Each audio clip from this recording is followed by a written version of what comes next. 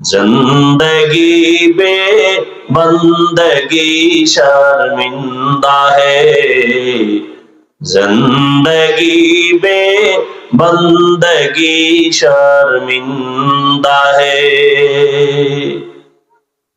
কয়েক মাস আগের খবর, ওই যে টাইটানিক দেখার জন্য গেছিল আবার ছোট একটা যান নিয়া। পাকিস্তানের বড় টাকাওয়ালা, শ্রেষ্ঠ টাকাওয়ালা থাকতো বাহিরে, সব সহ চলে গেল, আর ফেরত আসে নাই। আল্লাহ চোখের সামনে দেখায়, বড় লোকের বিল্ডিং দেখা পাগল হইস না রে বড় লোক, আফসোস করিস না রে গরিব।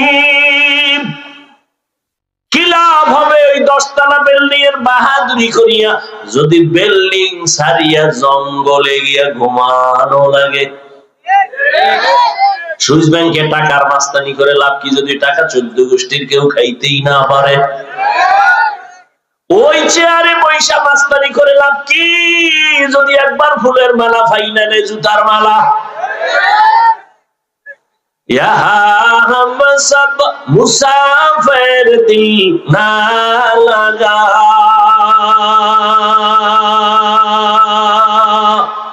अहले दिल की नजर से रूह करता जा,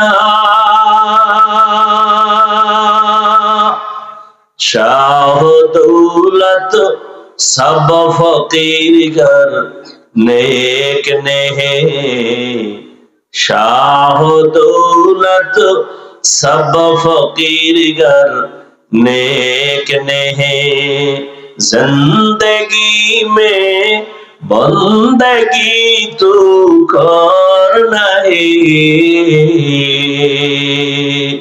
जिंदगी में बंदगी तू करना है,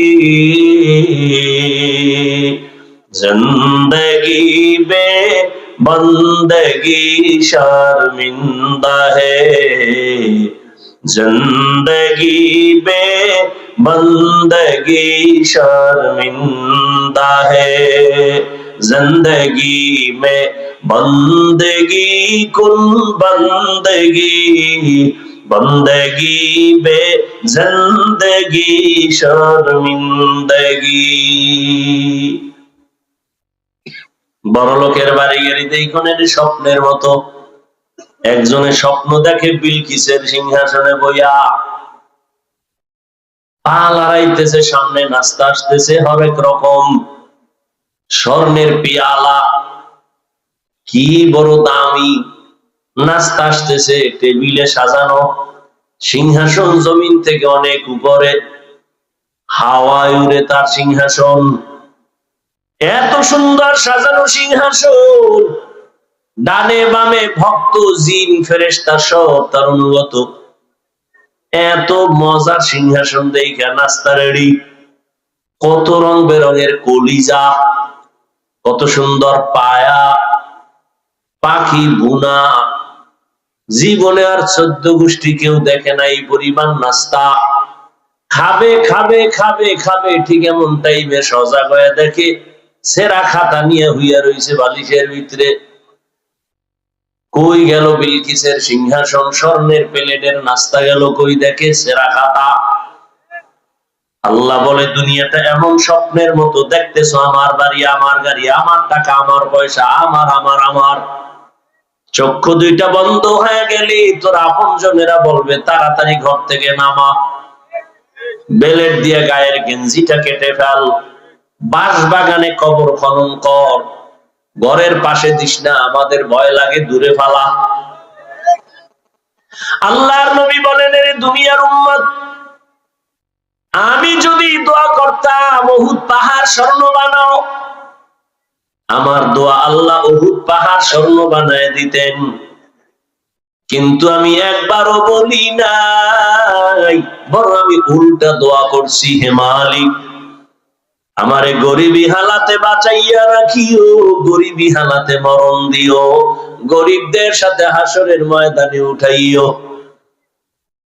এই গরিবেরা, বড় লোকের বাড়ি গাড়ি দেখা মনে কষ্ট নিস না, একটু ধৈর্য ধারণ কর। কিয়ামতের দিন বড় লোকের 500 বছর আগে গরিব জান্নাতে যাবি। কয় বছর আগে যাইব? কোন গরিব? আপনার এলাকার গাঞ্জা খোরটি? বহু গরিব আছে টাকা কিছু দিলেই যায় বিড়ি টানবো, ক্যারাম বোর্ড খেলবে, লুড্ডু খেলবে, জুয়া খেলবে, রেল লাইনের পাশে বইয়া ওক্কা টানবে, আছে না? এটি 500 বছর আগে যাইব। ভিড়ার ঠেলার মাজা শেষ হয়ে যাব, ওই হাসরের মাঠে উড়ার আগেই চাইছে না। কিছু আসামি থানায় নেওয়ার পরে কোর্টে উঠান লাগে না, কোর্টে উঠাইব, পুলিশ ধরে নিচে নাস্তা টাস্তা খাওয়াইয়া কোর্টে উঠাইব, কোর্টের বিচারপতি রায় দিব, এটার রিমান্ডে দিয়ে এই কর সেই করে, এরপরে না শেষ হইব। কোর্টে উঠানোর আগে আটতে না, কি ওখানে মাজা সাইজ হয়ে গেছে গত রাত্রে হাত দিয়া না পাইয়া, কি আছে না নাই? থানায় নিয়ে আরে মাই, পুলিশের মায়েরার নিয়ম নাই, মারে কেন? হাত দিয়াতে তো মায়ের বন্ধ। কিয়ামতের ময়দানে বিচার হবে আসল, কবরে গিয়েই তো শাস্তি শুরু হয়ে যাবে। এরে আল্লাহর বান্দা, আল্লাহ আখিরাতের বাজার করার জন্য পাঠাইলেন। এখন একটু বাস্তবে আমরা হিসাবটা মিলাই।